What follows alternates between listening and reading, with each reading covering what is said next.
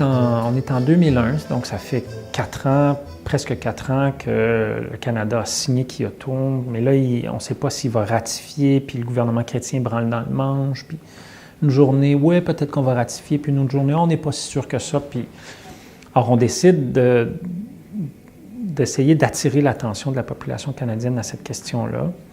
Et on dit, qu'est-ce qu'on pourrait faire qui ferait en sorte que les gens vont en parler, que on va mettre de la pression sur le gouvernement pour qu'il ratifie. Et c'est un collègue à moi qui habite Toronto qui dit « On escalade la tour du CN ».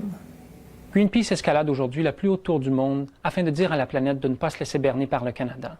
Alors que les négociations sur les changements climatiques reprennent, l'administration Bush et le Canada essaient toujours de tuer le protocole de Kyoto. Un matin, vers 3 heures, on part, on arrive au pied de la tour vers 4 heures du matin. Puis là, il y a toute une équipe. Il n'y a pas juste les 2 personnes qui escaladent la tour, là, mais... Alors là, on part, puis on prend d'assaut le pied de la tour.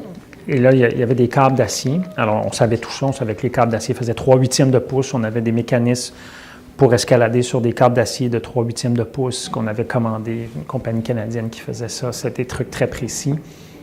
Et on commence. Et là, quand les gardes de sécurité, le temps que les gardes de sécurité réalisent ce qui se passe, moi, je suis déjà 30 pieds dans les airs, puis là, il est trop tard. Ils ne peuvent plus venir me chercher. Je dis, c'est fini, là.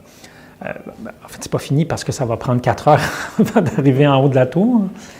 Et mon collègue d'escalade, lui, c'est un grimpeur professionnel. C'est quelqu'un qui faisait ça de façon professionnelle. On en voit parfois ici à Montréal. Là, on travaillait sur le pont Champlain. Alors, c'était un Britannique c'était vraiment un pro de ça. Moi, je n'étais pas un pro, mais j'étais capable. Alors, on va grimper, donc ça va nous prendre 4 heures. Lui, il a une caméra à ondes courtes sur son casque.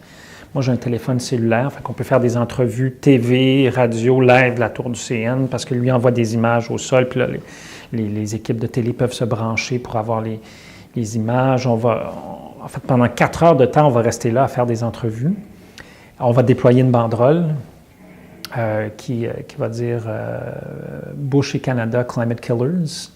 Parce que les États-Unis venaient d'annoncer qu'ils ne ratifieraient pas le protocole de Kyoto, et là, le Canada branlait dans le manche, alors on voulait faire pression.